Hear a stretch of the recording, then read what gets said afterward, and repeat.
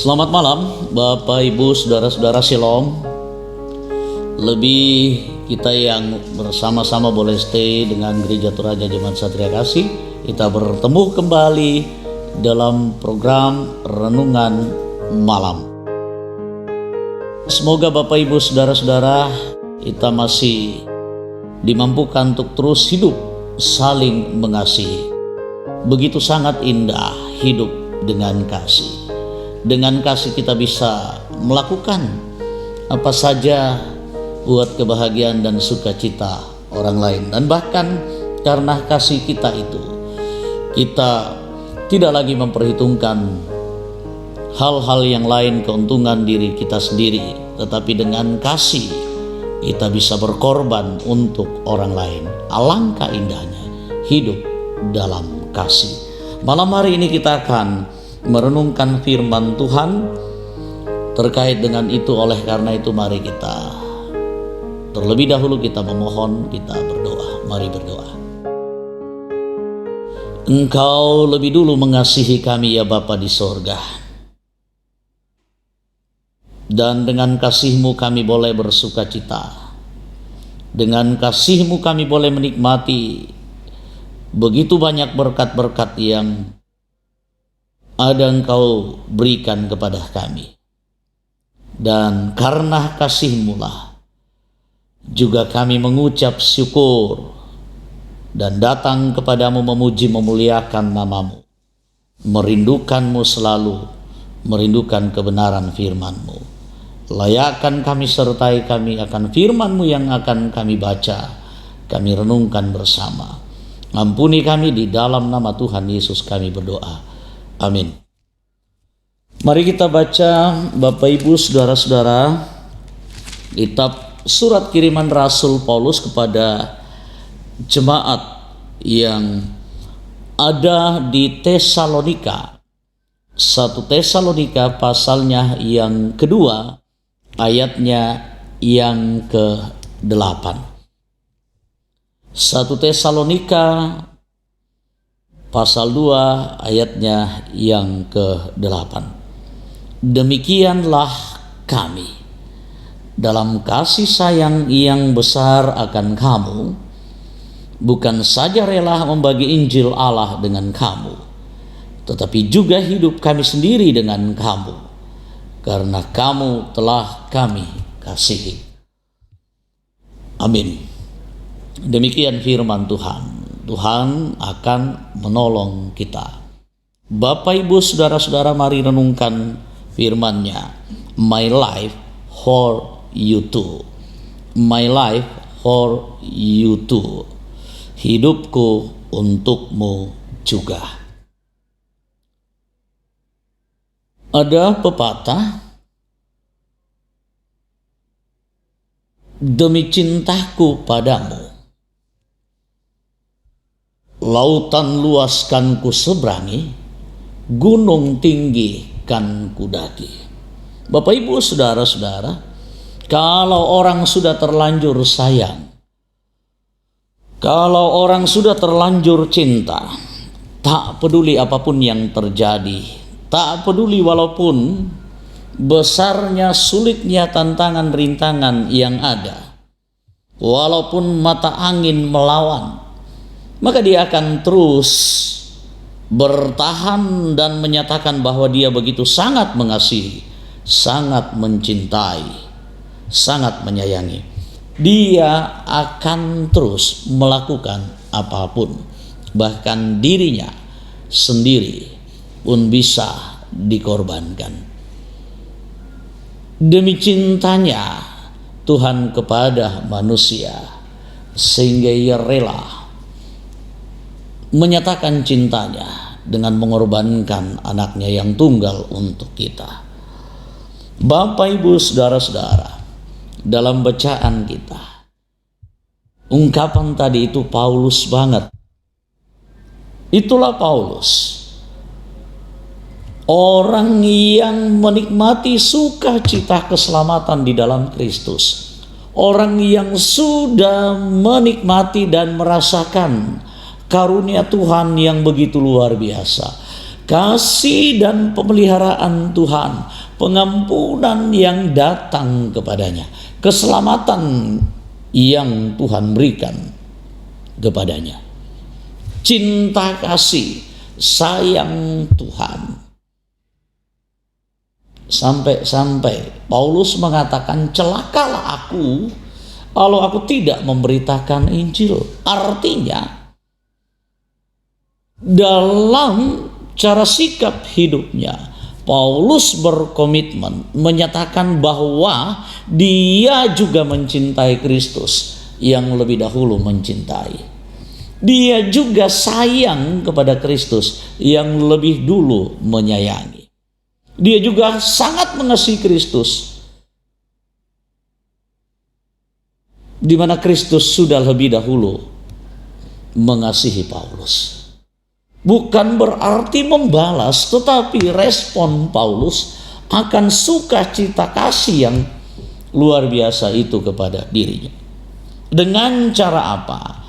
Dia terus memberitakan Injil, baik atau tidak baik waktunya, baik atau tidak baik keadaannya, tidak memperhitungkan untung dan rugi.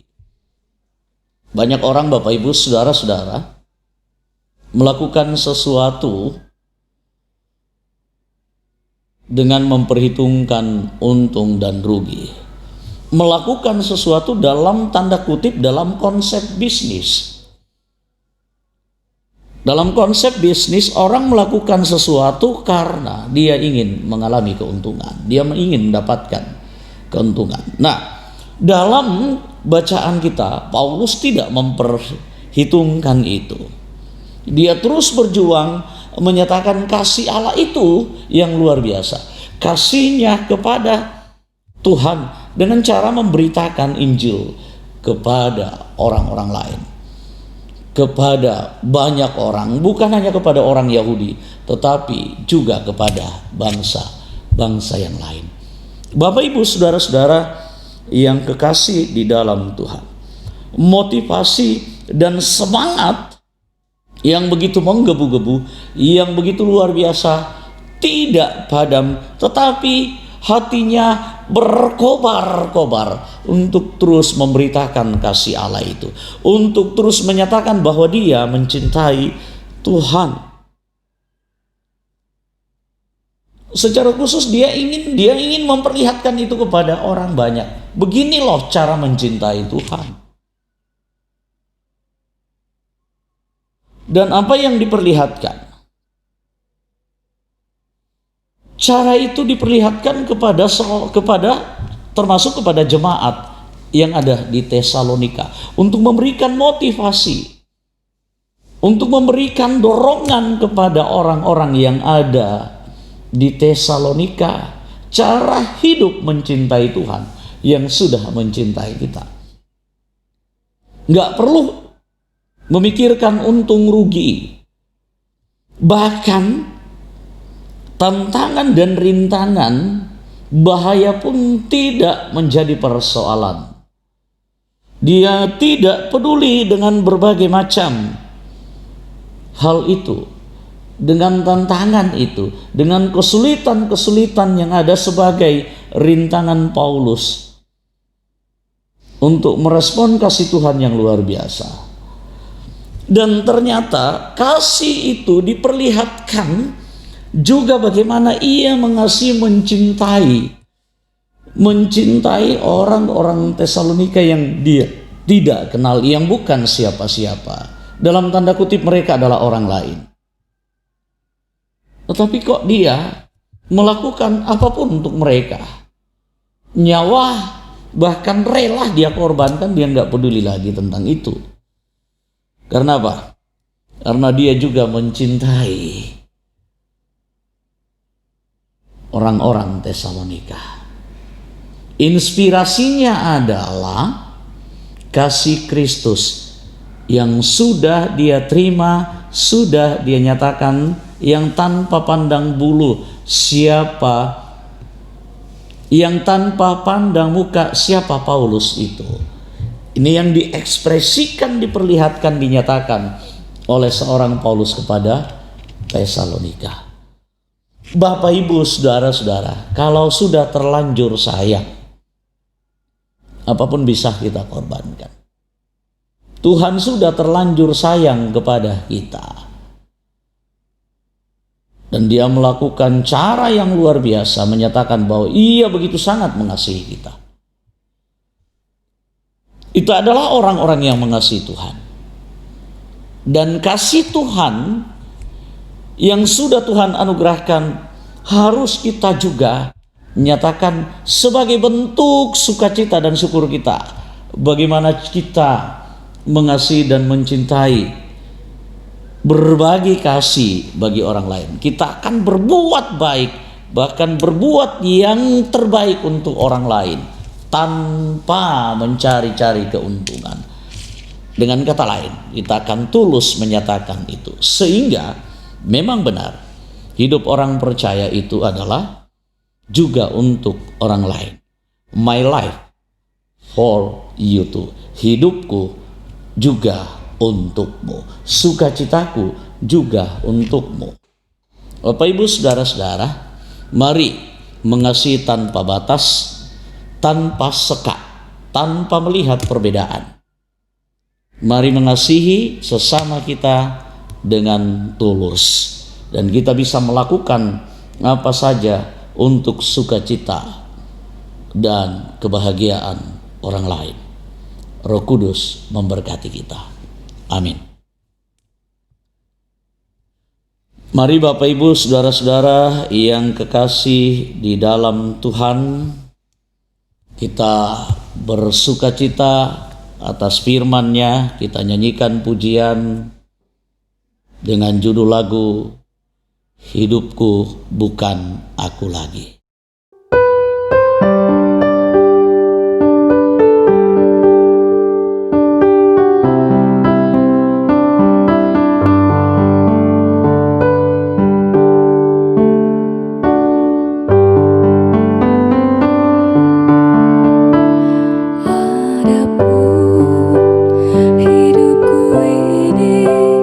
Bukannya aku